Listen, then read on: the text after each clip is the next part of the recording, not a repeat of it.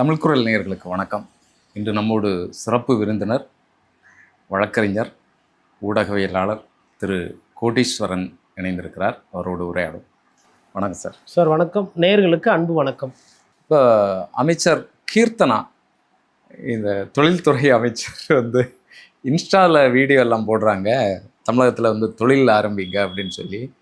இது ஒரு பாரம்பரியமாக எப்படி பண்ணுவாங்க? இது புதுசாக இருக்கே இந்த முறை. இதன் மூலமாக தமிழ்நாட்டினுடைய தொழில்கள் வளருமா? வெளிநாடுகளில் இருக்கக்கூடிய தொழில் முனைவோர் இதை எப்படி பார்ப்பாங்க? டிஆர்பி ராஜாவை கொஞ்ச நாள் ஒரு வாரம் எல்லாரும் மறந்துட்டாங்க. ஒரு வாரம் 2 வாரம். டிஆர்பி ராஜா தான் முந்தைய தொழில்துறை அமைச்சராக இருந்தது, மறந்து போயிடுச்சு. கீர்த்தனா டிஆர்பி ராஜாவை நினைவுபடுத்தி விட்டார். அதாவதுங்க, ஒரு அருமையான வாய்ப்பு விஜய் அவர்கள் கீர்த்தனா கொடுத்துருக்கார். கீர்த்தனா ஏதோ ஊழல் கொள்ளணுன்ற மாதிரிலாம் இல்லை, தெரியல, இந்த அனுபவம் தெரியல. ஒரு வீடியோ போட்டு நீங்கள் வாங்க ப்ளீஸ் இன்வெஸ்ட் இன் தமிழ்நாடு, உங்களுக்கு இ வெஹிக்கிள்ஸ் பண்ணலாம், அதுக்கப்புறம் அக்ராஸ் த சிஸ்டம் நம்ம டெவலப்மெண்ட் பண்ணலாம், இன்ஃப்ராஸ்ட்ரக்சர் பண்ணலாம், வெஹிக்கிள்ஸ் கொண்டு வரலாம், அப்படி பேசி அது வீடியோ போட்டு வர்றது கிடையாது. சிபிஎஸ்சி ஸ்கூலுக்கு விளம்பரம் பண்ண. அதான் நீங்கள் சென்னைக்கு மிக அருகாமையில் இங்கே பஸ் ஸ்டாண்ட் வருகிறது, இங்கே மெட்ரோ ரயில் வருது, இங்கே ஆஸ்பத்திரி இருக்கிறது, இங்கே நீங்கள் இடம் வாங்கினீங்கன்னா இப்போதைக்கு 3 லட்சம் தான், இது 30 லட்சமாக ஆகும், உங்களுக்கு 15,000 ரூபாய் வாடகை வரும், நாங்கள் கேரண்டி. அது இல்லாமல் உங்களுக்கு தென்னை மரமோ பப்பாளி மரமோ வச்சு கொடுக்குறோம், பல அது பழுத்துக்கிட்டே இருக்கும், நீங்கள் ஹாப்பியாக இருங்க அப்படின்ற மாதிரி. அப்படி பண்ண முடியாது. ஒரு உதாரணத்துக்கு சொல்கிறேன். ஏன்னா இது not only marketing, this is something to do with perspective. இப்போ பென்ஸு BMW கார் இருக்குது. அந்த காரை நீங்கள் யூடியூப்பில் விளம்பரம் போட்டு விற்க முடியாது. ஒமேகா டேக்யூவர் இல்லை ராய்டோ வாட்ச்சு, இந்த மாதிரி ப்ரீமியம் வாட்சஸ்லாம் இருக்குது இல்லைங்களா, இதை நீங்கள் யூடியூப்பில் போட்டு விளம்பரம் பண்ணி விற்க முடியாது. காரணம் என்னென்னா, இதெல்லாம் பார்த்திங்கன்னா இந்த ஆங்கில பத்திரிகை, குறிப்பாக பணக்காரர்கள், சிஇஓஸு, டாப் பிஸ்னஸ் பீப்புள் பேப்பர் படிப்பாங்க. இந்த 1% லீக் இருக்கு இல்லைங்களா, அந்த பணக்காரங்க இல்லை தொழிலில் மேலே இருக்கிறவங்க, இல்லை ஒரு வாழ்க்கையில் ஜட்ஜாக இருப்பாங்க, இல்லை அவங்க ஸ்போர்ட்ஸ் மேனாக இருப்பாங்க, சாதித்தவர்கள் இருப்பாங்க. 1% லீக், இந்த சாதித்தவங்க எல்லாருமே படிப்பாங்க, செய்தித்தாள் படிப்பாங்க. அது என்னன்னா, அது ஒரு ஹேபிட். அந்த ரீடிங் அவங்களோட மூளையை ஒரு ஆக்ரோஷமாக ஒண்டி இல்லாமல் ஆரோக்கியமாக வச்சுருக்கும். அவங்களாம் பார்த்திங்கன்னா அந்த நியூஸ் பேப்பர் படிக்கிற அந்த ஹேபிட் நிறையா இருக்கும். அதுவும் பெரும் முதலாளிகள் அதிகமாக படிப்பாங்க. இப்போ நான் சொன்ன இந்த பிராண்டெல்லாம் இருக்கு இல்லைங்களா, இந்த BMW, பென்ஸு, இல்லை ஓல்வோ, இந்த மாதிரி கார் ஆகட்டும், இல்லை பெரிய பெரிய ஃப்ளாட்டு 10 கோடி 8 கோடிலாம் விற்கும். அவங்கெல்லாம் பார்த்தீங்கன்னா வெறும் டிவிலெலாம் கூட விளம்பரம் கொடுக்க மாட்டாங்க, யூடியூப்பில் கொடுக்க மாட்டாங்க. அவங்க வெறும் பார்த்தீங்கன்னா நியூஸ் பேப்பரில் ஒண்டி கரெக்டாக அந்த செக்மெண்ட்டை பார்த்து விளம்பரம் ரிலீஸ் பண்ணுவோம். பாம்பேயில் ரிலீஸ் ஆகும், சென்னையில் ரிலீஸ் ஆகும், பெங்களூர் ரிலீஸ் ஆகும். என்னன்னா அதை படிக்கிறவங்க ஆளுக்கிட்ட அதை எடுத்துகிட்டு போய் சேர்க்கறது. அந்த மாதிரி இது ரொம்ப ப்ரீமியம். ஃப்ரெண்ட்ஸ், இப்போ நம்ம தமிழ்நாட்டுக்கு வந்திருக்கிறோம், விஜயண்ணா வந்திருக்கிறாரு. இந்த ஸ்டேட்டில் நீங்கள் முதலீடு பண்ணிங்கன்னா நீங்கள் ரொம்ப நல்லா ஆவீங்கன்னா, முதலீடு ஒரு தமிழ்நாட்டில் முதலீடு பண்ணுறதுக்கு ஒரு தெம்பு, அதற்குண்டான பணம், அதற்குண்டான கட்டமைப்புன்னு பார்த்தீங்கன்னா ஒரு 100-200 பேர்கிட்ட தான் இருக்கும். அந்த 100-200 பேர் எல்லாமே ஐ ப்ரொஃபைல், ஹெச் நெட்வொர்த் இண்டிவிஜுவல் சொல்லுவாங்க. அவங்கெல்லாம் மிகப்பெரிய பணக்காரர்களாக இருக்கணும். இப்போ ரெனால்ட் இருக்குது, ஃபோர்டு இருக்குது, அதுக்கப்புறமா ராயல் என்ஃபீல்டு, எம்ஆர்எஃப், இதெல்லாம் நம்மளுக்கு தெரிஞ்ச கம்பெனி. இப்போ தெரியாத கம்பெனினா அஜினாமோட்டோ தாய்லாண்டில் இருக்குது. அதுக்கப்புறமா உங்களுக்கு இப்போது ஃபாரின்லேருந்து பேங்க் இருக்குது, HDFC இருக்குது. இப்போ சிங்கப்பூரில் ஒரு கம்பெனி இருக்குது. இங்கிலாண்டில் ஒரு ஷூ தைக்கிற கம்பெனி, இப்போ ஹார்லி டேவிட்சன் பைக் இருக்குது அமெரிக்காவில். இல்லை ஒரு விஸ்கி கம்பெனி இருக்குது, ஹேனகேன் இருக்குது, பியர் கம்பெனி. இதெல்லாம் ஃபாரினில் பெரிய பெரிய பிராண்ட்ஸு. இந்த மாதிரி இருக்கிறவங்க தான் இங்கே வர முடியும். அப்போது இங்கே இருக்கிற கிளஸ்டர் என்ன, இங்கே இருக்கிற ஈகோ சிஸ்டம் என்ன, அதாவது இங்கே என்ன கட்டமைப்பு இருக்குது. இப்போ உதாரணத்துக்கு நம்மளோட கட்டமைப்பு எடுத்தால் கார் தொழிற்சாலை ஒரு கட்டமைப்பு, அது நம்ம ஸ்ரீபெரும்புத்தூர். அதை தாண்டி நீங்கள் காஞ்சிபுரம் போனீங்க, அதுக்குள்ளே போனீங்கன்னா அக்ரோ, அதாவது ஒரு மாங்காயிலேருந்து பழுப்பு எடுக்கிறது, இல்லை விவசாயத்தை மையமாக வச்சு ஒரு ஃபேக்ட்ரி, அது பண்ணலாம். அதை தாண்டி நீங்கள் ராணிப்பேட்டு, வாணியம்பாடி, வேலூர் போனீங்கன்னா லெதர் சம்மந்தமான விஷயம், உற்பத்தி. அதை தாண்டி நீங்கள் அதுக்கப்புறம் அப்படியே மேலே போகிறீங்க, கிருஷ்ணகிரி, தருமபுரினா திருப்பி பழசாறு, பழத்தை வச்சு ஃபர்டிலைசர் பண்ணுறது, இல்லை உங்களுக்கு ஒரு விஷயத்தை எக்ஸ்போர்ட் பண்ணுறது, அந்த மாதிரி இருக்குது. அப்படியே நீங்கள் இன்னும் கொஞ்சம் மேலே போய் கோயம்புத்தூர் போனீங்கன்னா டெக்ஸ்டைலு, அவங்க துணிமணி, அதை எக்ஸ்போர்ட் பண்ணுறது, அதற்கு இந்த ஆடை, அதுக்கப்புறம் உங்களுக்கு இந்த யான், இந்த மாதிரி போகும். அப்படியே இந்த சைடு போனீங்கன்னா ஈரோடு, அதில் வந்து பார்த்தீங்கன்னா ஈரோடு, கம்பம், தேனி, இந்த சைடு கிளஸ்டர் பார்த்தீங்கன்னா உங்களுக்கு ஏலக்காய், அதுக்கப்புறமா வந்து மஞ்சள், இந்த மாதிரி இந்த விலை ஜாஸ்தியாக இருக்கக்கூடிய பணப்பயிர். இப்போ அந்த விஷயங்கள் பணப்பயிர்கள்லாம் வந்து எக்ஸ்போர்ட் ஆகிறதோ இல்லை பதப்படுத்துறதோ அந்த ஃபேக்ட்ரி இருக்குது.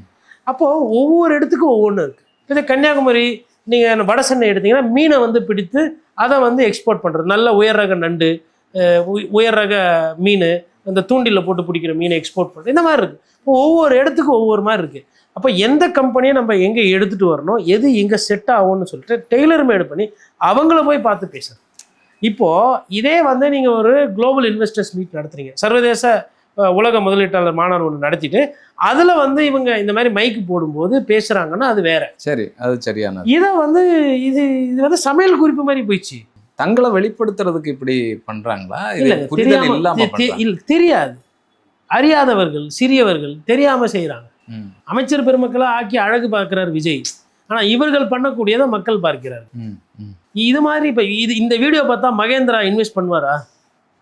ஆனந்த் மகேந்திரா இந்த வீடியோ பார்த்தா ரீல்ஸ் போட்டுன்னு இருக்குது இந்த அம்மா, நான் வந்து இந்த மாதிரி ஒரு தொழில்துறை அமைச்சர் நினச்சி நான் வந்து இப்போ ஸ்கார்பியோவுக்கு அடுத்த மாடல் என்ன பண்ணலாம், பிஎம்டபிள்யூவும் எஸ்யூவி விட்றான், டொயோட்டாவும் எஸ்யூவி விட்றான், நம்ம என்ன பண்ணுறது, தார் அந்தளவுக்கு பெருசாக போகல, பொலேரோ போகுது, ஸ்கார்பியோ இது இருக்குது, இது எப்படி அப்கிரேட் பண்ணுறது யோசிக்கும் போது தமிழ்நாடு மினிஸ்டர் பாருங்கள் இன்வெஸ்ட்மெண்ட் கூப்ப இந்த வீடியோ திரும்ப காட்டினா don't waste my time.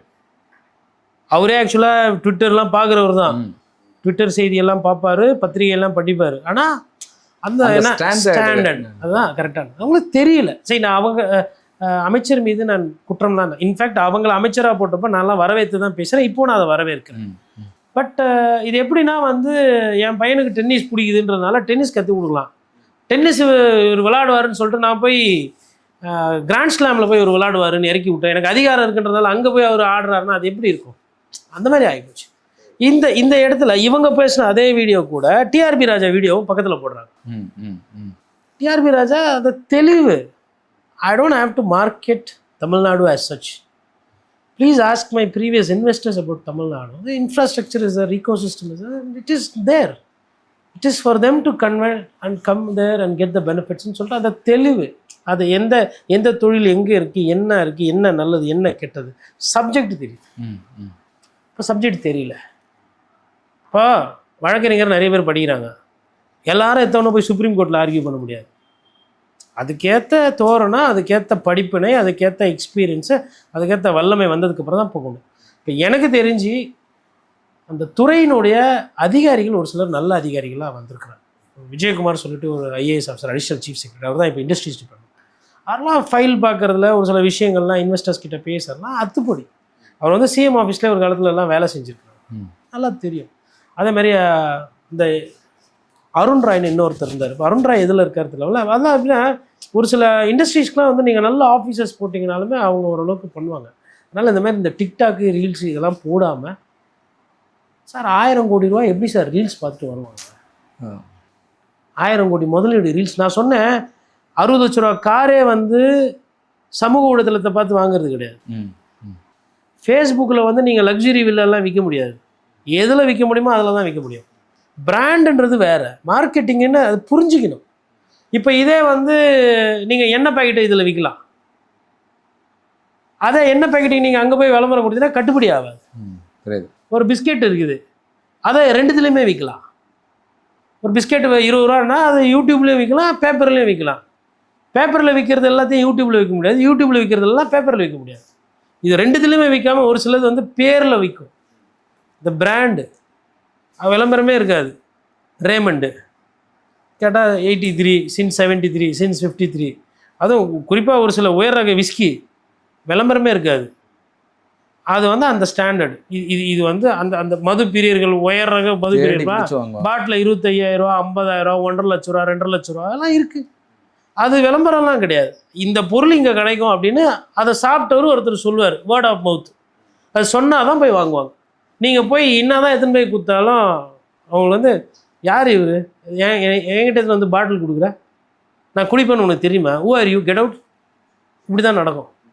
But அந்த சம்மந்தப்பட்டவங்க சொல்லும்போது hey guy that's really nice man, just hate it nothing அப்படின்னு. அப்போ அது அவங்களுக்கு பேர் லிக்கர் கன்வர்ஷன். அந்த லிக்கரை வந்து மது பிரியர்கள்லையே அது ஒரு ப்ரீமியம், அவங்களுக்காக வந்து லட்சக்கணக்கில் விற்கிறதுலாம் இருக்குது. இப்போது நீங்கள் புரிஞ்சுக்கணும், நீங்கள் என்ன பண்ணுறீங்க, ஏது பண்ணுறீங்க, அதை எப்படி கொண்டு போகணும். பாவம் அவங்களுக்கு தெரியல, பண்ணிட்டாங்க. அதை இப்போ போட்டு பாவம் ட்ரால்ஸில் போட்டு கீர்த்தனா அமைச்சர் அவர்களை வந்து இது பண்ணுறாங்க. நீங்கள் பண்ணது தான், அதாவது உங்களோட ஆயுதம் இதுவாக இருந்துச்சு. எது? ரீல்ஸ். ரீல்ஸ் தான் உங்கள் அம்பு, உங்கள் கெடபாரி, உங்கள் துப்பாக்கி, உங்கள் உண்டிகோல் எல்லாமே ரீல்ஸு. இப்போ என்ன போகுது, அதே உண்டிகோல், துப்பாக்கி, கல் இப்போ திருப்பி வருது, ரீல்ஸ்லேயே திருப்பி வருது பிரச்சனை. அதான் நம்ம என்ன ஆயுதம் எடுக்கிறோமோ அது நம்மளுக்கு திருப்பி தாக்கணுவாங்க. அது கொஞ்சம் கொஞ்சமாக நடக்குது. அவங்க திருச்செந்தூரில் அறநிலையத்துறை அமைச்சர் திரு ரமேஷ் அவர்கள் வந்து போய் ஆய்வு பண்ணியிருக்கிறார். அமைச்சர்னு சொல்லாமல் முகமூடியெல்லாம் போட்டுட்டு போய் ஆய்வு பண்ணி அவர்கிட்டே இந்த சிறப்பு வழிபாட்டுக்கு 4000 ரூபா லஞ்சம் கேட்டிருக்கிறாங்க. கையும் களவுமாக பிடிபட்டனர் அர்ச்சகர்கள் அப்படின்னு சொல்லி தலைப்புச் செய்தியெல்லாம் போட்டுட்ருக்குறாங்க. எப்படி பார்க்குறீங்க சார்? நிறைய ஆய்வுகள் வந்து இந்த ஆட்சி பொறுப்பேற்றது பிறகு நடத்துகிறாங்க. அதில் நிறைய ஆய்வுகள் வந்து அது நோக்கத்தை தவிர்த்து தவறாக போயிருக்கு, அதாவது மிஸ்டேக் ஆகிருக்கு. உதாரணத்துக்கு நிறைய எடுத்துக்காட்டுகள் சொல்லலாம். அமைச்சர் வந்து ஆய்வு பண்ணுறாரு, இல்லை எம்எல்ஏ ஆய்வு பண்ணுறாங்கன்னு பார்த்தா ஒரு சைடு வந்து கட்சிக்காரங்கெல்லாம் போய் ஆய்வுன்ற பேரில் போய் பண்ணி இந்த ஆய்வுனால இந்த அரசுக்கு வந்து ஒரு வாரம் வந்து ஒரு சில கெட்ட பேரே வந்துச்சு. இன்னைக்கு ரமேஷ் அவர்கள் போய் பண்ண ஆய்வு வந்து சக்ஸஸ். ஒரு அமைச்சர்ன்றது வெளியிலலாம் சொல்லாமல் கொள்ளாமல் என்னதான் நடக்குது கோயிலுக்குள்ளே, என் துறையில் என்னதான் நடக்குது அப்படின்னு தெரிஞ்சுக்கணும்னு சொல்லிட்டு இந்த புராண காலத்துலலாம் சொல்லுவாங்க, ராஜா மார்வேஷத்தில் போனார் அப்படின்ற மாதிரி ரமேஷ் வந்து மார்வேஷத்தில் போயிருக்காப்புல. ரமேஷ் அவர்கள் வந்து வயது குறைவு, பார்த்தா தெரியாது, ஒரு அமைச்சர் மாதிரி ஒரு உடல் பாகோ எதுவுமே தெரியாது. இவரை இந்த துறைக்கு அமைச்சராக போட்ட பொழுது நிறைய விமர்சனம்லாம் வந்தது. என்னன்னா, ஒரு இந்து அறநிலைத்துறைக்கு வந்து நீங்கள் ஒரு ஐயரை போட்டிருக்கீங்க, ஐயங்காரை போட்டிருக்கீங்க, இது வந்து சரி கிடையாது, இது வந்து மற்றவங்களுக்கு கொடுத்துருக்கணும் அப்படின்ற மாதிரிலாம் வந்தது. நான் வந்து அப்போதே நான் என்ன சொன்னேன்னா, இன ரீதியாவோ மத ரீதியாவோ இல்லை சாதிய ரீதியாவோ ஒருத்தரை வந்து ஒரு பார்வை பார்ப்பது என்பது அது சமூக நீதிக்கு எதிரானது. ஒருத்தர் ஒரு சாதியில் பிறந்தாருன்றதுனால அவருக்கு இது கொடுக்கக்கூடாது, அவருக்கு இதுக்கு கொடுக்கக்கூடாதுன்றதும் தப்பு, இந்த சாதியில் பிறந்தாலும் கொடுக்கறதும் தப்பு.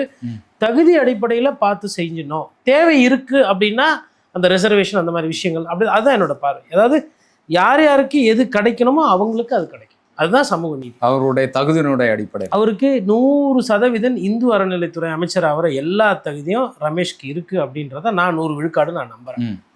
அதோட முந்தைய ஆட்சி காலத்தில் இருந்த ஐயா சேகர் பாபுவோட ஒப்பிடும் பொழுது ரமேஷ் அவர்கள் ஒரு சிறந்த அமைச்சராக வர்றதுக்கு ஈஸி. இப்போ உங்களுக்கு முன்னாடி இருக்கிறவங்க என்ன பண்ணாங்க அப்படின்னு பார்க்கணும், அவங்களோட ரெக்கார்ட்ஸை நீங்கள் பீட் பண்ணுறது ஈஸியாக கஷ்டமானு பார்க்கணும்.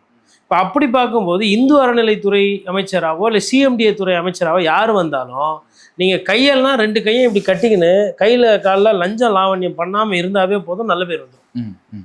இப்போ இதே வந்து இப்போ இன்றைக்கி போனதில் வந்துட்டு ரமேஷ் வந்து போய் பார்த்துருக்கேன். நான் வந்து இந்த கோயில் பார்த்திங்கன்னா, முக்கியமான கோயில் பார்த்திங்கன்னா, எனக்கு தெரிஞ்ச ஒரு பத்திரிகையாளராக நான் இதுக்கு வந்து நானே இதெல்லாம் பாதிப்புக்கு உள்ளாக இருக்கிறேன். அதாவது பாதிப்புக்கு எப்படின்னா, மக்கள் படுற கஷ்டத்தை பார்த்துருக்கேன். நிறைய இடத்துல வந்து இவங்க இந்த மாதிரி பண்ணும்போது அதை எதிர்த்து கேள்வி கேட்டு எனக்கு திருவண்ணாமலையில் கோயிலில் ஒரு தகராறாச்சு. திருவண்ணாமலையில் ஐயா கலெக்டர் வந்து பார்த்திங்கன்னா நல்ல டைப், அவர்கிட்ட நீங்கள் ஒரு விஷயத்தை எடுத்துகிட்டு போய் சொன்னீங்கன்னா நடவடிக்கை எடுப்பார். பட் ஒரு கலெக்டர்கிட்ட அடிக்கடி டெய்லியாக போய் சொல்ல இருக்க முடியும்? ஒரு கோயில் எடுத்திங்கன்னா ஒரு 50-60 அர்ச்சகர் இருப்பாங்க, நீங்கள் எத்தனை அர்ச்சகரைன்னு பிடிச்சி கொடுப்பீங்க? ஃபஸ்ட்டு பிரச்சனை. அப்போது இதுவும் நான் இந்த மாதிரி விஷயங்கள்லாம் திருவண்ணாமலை கலெக்டர்கிட்ட இப்போ சமீபமாக சொல்லி அவர் ஒரு சில நடவடிக்கை அந்த மாதிரிலாம் பண்ணக்கூடிய நபர். ஆனால் திருவண்ணாமலையில் அந்த அண்ணாமலையார் கோயிலை சுற்றி இந்த டவுட்ஸு ஜாஸ்தி இருக்கும். அதை விட அதிகமாக எங்கன்னு பார்த்தீங்கன்னா, ஃபஸ்ட்டு எது இருக்கிறதுலே மோசம் அப்படின்னா திருச்செந்தூர் கோயில் தான். அதுக்கப்புறம் வந்து நம்ம சமயபுரத்தில் கொஞ்சம் அப்படி இப்படி பண்ணுவாங்க. பழனிலையும் இது உண்டு, கூட்டம் நிறைய நடக்கும்போது திருத்தணிலையும் இது நடக்கும். அந்த முருகர் கோயில் எங்கெங்கே இருக்கோ அங்கே அந்த கூட்டம் அதிகமாக வருதுன்ற காரணத்தினால வந்து இது நடக்கும். ஸோ இந்த பெரிய கோயில் எல்லாத்துலேயுமே இந்த குறுக்கு தரிசனம், விரைவு தரிசனம், சைடு தரிசனம், அர்ச்சகர் தரிசனம், விஐபி தரிசனம், இந்த தப்பு நடக்குது.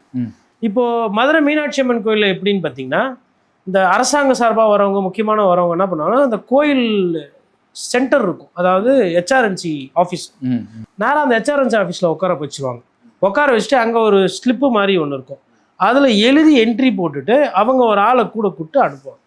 இப்போ ஒரு ஜட்ஜு வராரு, இது பண்ண முடியாது, ஒரு எஸ்பி வராரு, அவர் இந்த வேலையை முடிச்சுட்டு அவரோட இடத்துக்கு போகணும். இப்போ அது மாதிரி இருக்கிறவங்களுக்கு கோயிலில் வந்துட்டு ஒரு சிறப்பு இருக்கும். அதே மாதிரி ஒரு சில கோயிலில் வந்து இந்த அரங்கால குழு இருக்கும், அரங்காவலரே இருப்பார், அவரே வந்து சாமி கும்பிட்டுட்டு போகணும். அப்போ அந்த கோயில் நிர்வாகம் பண்ணுறவங்க வருவாங்க. அது வந்து பார்த்திங்கன்னா ரொம்ப ரொம்ப கம்மி. ஒரு நாளைக்கு என்ன வந்து ஒரு 50லேருந்து 100 பேர் அந்த அதில் போனால் போவாங்க. லட்சக்கணக்கில் தரிசனம் பண்ணுற இடத்துல 50லேருந்து 100ன்றது என்ன கேட்டால் அது வந்து இல்லை. இன்னொன்று, நீங்கள் இப்போ ஒரு நீதிபதி வர்றாரு, அவரும் வந்து சாமியை கும்பிட்டுட்டு திருப்பி போய் அவர் வேலையை பார்க்க போனல. இல்லை ஒரு கலெக்டர் வராரு, கலெக்டரை வந்து நீங்கள் 5 மணி நேரம் லைனில் நிற்க வச்சு தான் கலெக்டர் பார்க்கணுன்னா, கலெக்டருக்கு அங்கே வந்து ஒரு 10,000 பேர் வேலை இருக்கும், மனு வாங்க வேண்டியது இருக்கும், கலெக்டர் வேலை செய்ய வேண்டியது இருக்கும். அப்போ அவங்களோட அந்த இறை நம்பிக்கையும் பூர்த்தி செய்யணும். ஏன்னா ஒரு சில பேர் இப்போ கலெக்டராக இருந்தால் வண்டி போகலாமான்ற அந்த கேள்வி கேட்பாங்க. எதுக்குன்றதையும் நான் சொல்கிறேன். எதனால் இந்த அமைச்சரோ இல்லை ஒரு எம்எல்ஏவோ அவங்களுக்கு முக்கியத்துவம் கொடுக்குறாங்கன்னா, அவங்க அந்த பொறுப்பில் இருக்கும்போது தான் அந்த முக்கியத்துவம். அது தனிப்பட்ட நபருக்குன்னு இல்லை, அந்த பொறுப்பு போயிடுச்சுன்னா அது போயிடும். ஸோ அந்த வழியில். ஆனால் அதெல்லாம் மீறி இவங்க என்ன பண்ணுறதுன்னா, இஷ்டத்துக்கு காசு வாங்குது. அதாவது திருச்செந்தூர்லாம் எப்படின்னா, அந்த கேட்டில் ஒரு போலீஸ் நிற்பார், அந்த கேட்டில் இருக்கிற போலீஸை வந்து அர்ச்சகர் கரெக்ட் பண்ணி வச்சுருப்பார். இவர் வரும்போது இந்த அர்ச்சகர் கூட வரும்போது பார்த்திங்கன்னா வழியை திறந்து விட்ருவாங்க, அப்படியே போங்க கேட்டு. அப்புறம் இன்னொன்று, ஒரு சில கோயிலெல்லாம் பார்த்தீங்கன்னா பூட்டு போட்டு சாவி வச்சுருப்பாங்க கையில். அந்த சாவி அவங்கக்கிட்ட இருக்கும், கொத்து சாவி. ஒரு பூட்டுக்கு 7-8 பேர் சாவி போட்டு வச்சுருக்கிறதெல்லாம் பார்த்துருக்குறேன். அப்போ என்னன்னா, இப்போ போக வேண்டியது, திறக்க வேண்டியது, 4 பேர் இட்டுன்னு போயிட்டு அப்புறம் திருப்பி பூட்டிக்க வேண்டியது. அப்போ நமக்கு வண்டி பார்த்திங்கன்னா இப்படி இருக்கும், பாம்பு மாதிரி.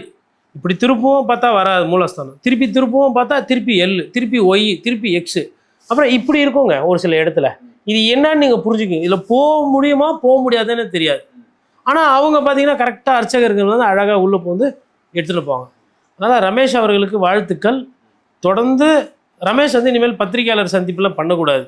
இந்த மாதிரி ஆய்வு போயிட்டு அமைச்சர்ன்றதை யாருக்கும் தெரியாமல் அடுத்த ஒரு 5-6 மாதத்துக்கு எங்கெங்கே எந்தெந்த கோயிலுக்கு போக முடியுமோ போயிட்டு, இதே மாதிரி போயிட்டு சாமியை உடனே பார்க்கணும், ஏற்பாடு பண்ணுங்க, இதே மாதிரி பண்ணி கையும் களவுமாக பிடிச்சி சட்டத்துக்கு முன்னாடி நிறுத்தி பண்ணணும். அதனால் வாழ்த்துக்கள். ஃபஸ்ட்டு டைம் ஒரு அமைச்சர், தாவேக அமைச்சர் பண்ணது வந்து ஒரு சக்ஸஸில் போய் நின்று இருக்குது. அதனால் அது வாழ்த்துக்கள். ஏன்னா எதுக்கு சாமியை பார்க்க வராங்கிறது ஃபஸ்ட்டு புரிஞ்சுக்கணும். ஏதோ ஒரு மனசு கஷ்டம், ஏதோ ஒரு விஷயம் நடக்கலை, ஏதோ வாழ்க்கை ஒரு மாதிரி சோதனையாக இருக்குது, ஏதோ மனசில் இருக்கிற பாரத்தை போய் அங்கே அந்த சாமிக்கிட்ட சொன்னால், அம்மா காப்பாற்று, அப்பா காப்பாற்று, ஈஸ்வரா காப்பாற்று, ஏதோ செய்யணும்னு ஒரு நம்பிக்கை. இந்த நம்பிக்கைக்கு போகும்போது இந்த கூட்டத்தை காட்டி அவங்கக்கிட்ட காசு வாங்கிறது ரொம்ப கேவலமான ஒரு வேலை.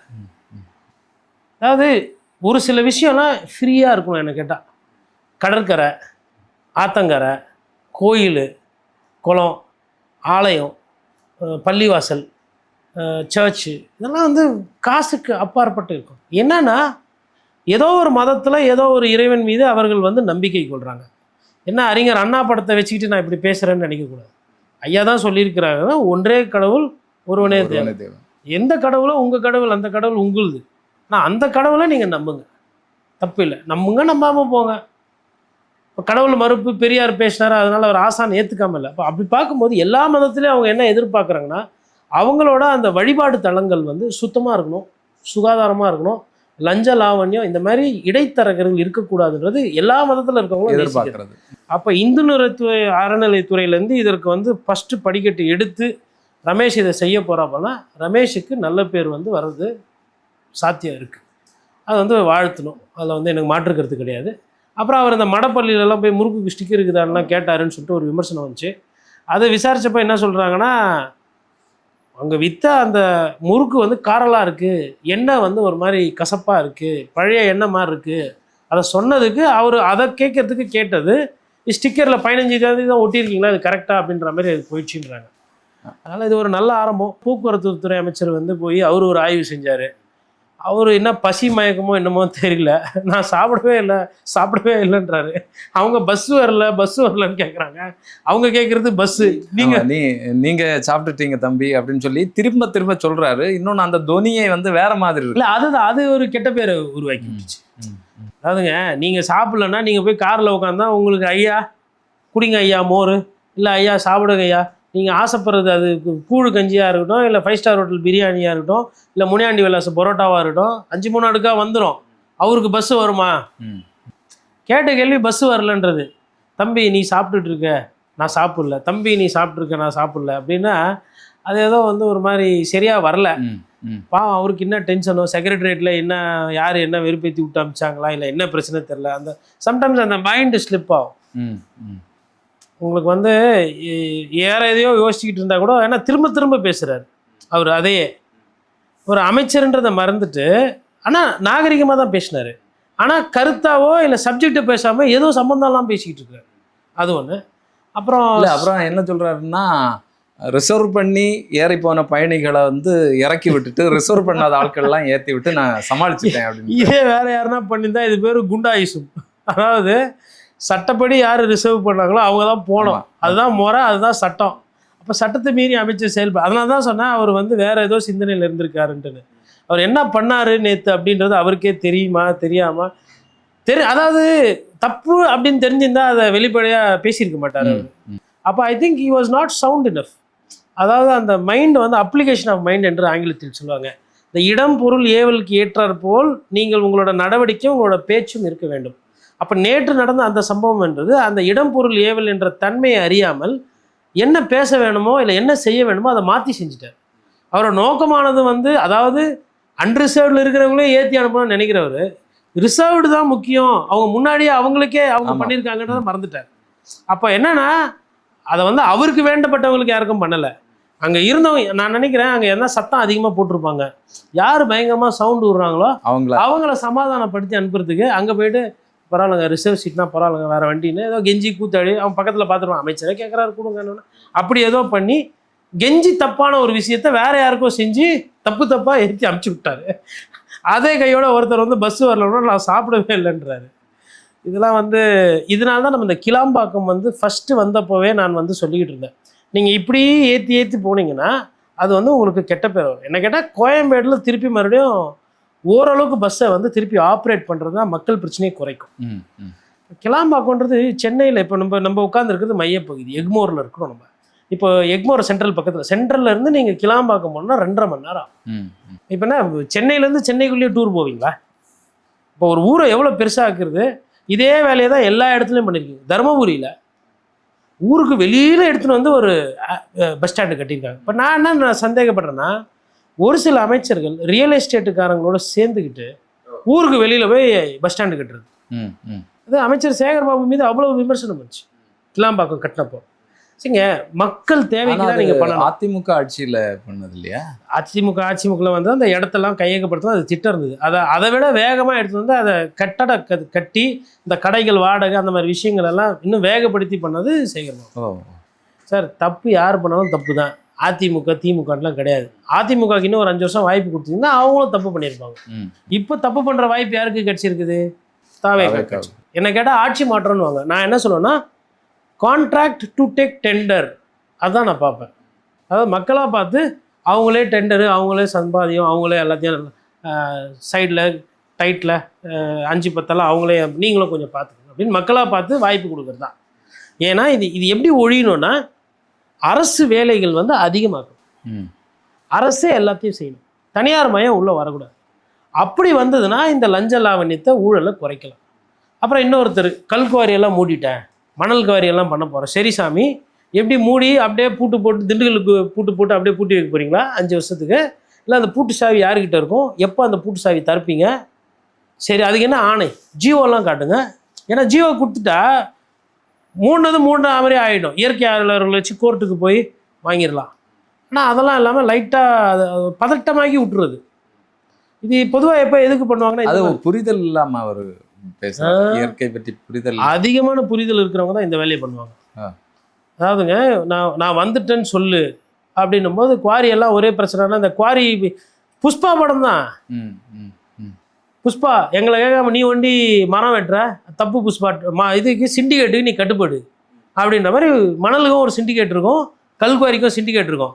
இப்போ கடையெல்லாம் பண்ணோன்னா சிண்டிகேட் என்ன பண்ணுவாங்க, உட்காந்து பேசுவாங்க. இப்போ சிண்டிகேட் பண்ணோன்னா சிண்டிகேட் யாரை தேடுவாங்க? அமைச்சர் என்ன பண்ணுவார், அவரை போய் பாருங்க, அவர் சொன்னால் தான் நான் கேட்பேன். படத்தில் இதுதானே நடந்தது, இதே நடக்கும்.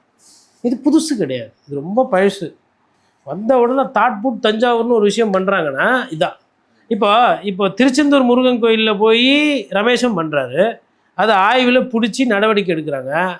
அங்கே அர்ச்சகர்லாம் ஒன்று சேர்ந்து நம்மலாம் ஒரு குரூப்பாக போய் அமைச்சர்கிட்ட நாங்கள் வாங்குற 4000 ரூபாய் 2000 ரூபா உங்களுக்கு கொடுத்துட்றோம் கண்டுக்காதீங்கன்னு பண்ண முடியாது. ஏன்னா அது சிங்கிள் சிஸ்டமு, ஓட்டு போட்ட பப்ளிக் தான் முக்கியன்றது தான் அங்கே பிரசிடென்ட்ஸு. அதை ரமேஷ் எடுத்துகிட்டு போகிறாங்க. இந்த கல்குவாரியை மூடுறது, இந்த இதெல்லாம் பண்ணுறது என்னன்னா, நீங்கள் சட்டத்தின் அடிப்படையில் குவாரியை மூடாதீங்க. யார் அந்த குவாரியத்தை தப்பாக நடத்துகிறாங்களோ கைது செஞ்சுட்டு மூடுங்க குவாரியை. சார் அந்த குவாரியே அதுவே மண்ணள்ளி போட்டு அந்த குவாரியில் இருக்கிற மலையை வண்டியை ஓட்டின்னு போய் அதுவே பில்லு போட்டு விற்கிதா? எவ்வளோ குவாரி மூடின கதையை நாங்கள் பார்த்துருப்போம். குவாரிக்கு பின்னாடி who is the kingpin, who is the mafia, who is operating, யார் வந்து 100 லோடு ஓட வேண்டிய இடத்துல 2000 லோடு யார் அல்ல, அதை காட்டுங்க, அதை சொல்லுங்கள், அதை பத்திரிகையாளர்கிட்ட சொல்லுங்கள். அப்போ நான் ஏற்றுக்கிறேன், நீங்கள் நியாயமாக பண்ணுறீங்க. இல்லைன்னா இது புஷ்பா ஸ்டைல். இப்போ தற்காலிகமாக நிறைய வியாபார யுக்தி, அவ்வளோதான். யாருன்னா சொல்லுங்கள், இந்த நாட்டிலேருந்து தமிழ்நாட்டிலேருந்து கனிம வளம் கொல்ல போகலை அப்படின்னு இயற்கை ஆர்வலர்கள், எனக்கும் அவங்களுக்கும் சொந்த பந்தம்லாம் இல்லை, பியூஷ் மனிஷை சொல்லுங்கள், நான் ஏற்றுக்கிறேன். பூ உலக நண்பர்களை சொல்லுங்கள், நான் ஏற்றுக்கிறேன். திருநாரணன் KVKRK ஃபவுண்டேஷன் அவங்க சொல்லுங்கள், நான் ஏற்றுக்கிறேன். நேச்சர் ட்ரஸ்ட் சொல்லிட்டோம். அதுக்கப்புறமா வந்து biodiversity conservation foundation Trichy Kumaraguru சொல்லுங்கள், ஏற்றுக்கிறேன். அதுக்கப்புறமா வந்து நம்ம மேக்மோன்னு சொல்லி நீலகிரியில் ஒருத்தர் இயற்கையாளர் இருக்கிறார், அவங்க சொல்லுங்கள். Nilgiri wild life foundation, Tamil Nadu green movement, Jayachandran அவர் வகையாக இருக்கிறவங்க அவங்க சொல்லுங்கள், நான் ஏற்றுக்கிறேன்.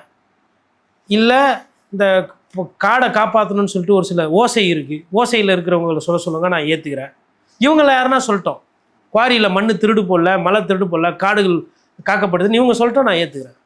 ஆனால் இவங்க சொல்கிற அரசியல்வாதிகள் சொல்கிறது நான் ஏற்றுக்க மாட்டேன். எதை யார் காப்பாற்றுறதுக்கு இருக்கிறா, எதை யார் கொள்ளையடிக்க இருக்கிறான்னு எனக்கு ஒரு பத்திரிகையாளராக எனக்கு ஒரு குறைந்தபட்ச புரிதல் இல்லை. இயற்கைக்காக வழக்காடு மன்றம் செல்லக்கூடிய வழக்கறிஞர்கள் இருக்கிறாங்க, அவங்கள யாருன்னா சொல்லுங்கள். இந்த குவாரி மூடினது வந்து நியாயப்படி பண்ணுறதுக்கு தான் இதை மூடி இருக்கிறாங்கன்னு சொல்லுங்கள், நம்ம அதை ஏற்றுக்கிறோம். தொடர்ந்து பேசுவோம் சார். உங்களுடைய நேரத்திற்கும் கருத்திற்கும் நன்றி. நன்றி.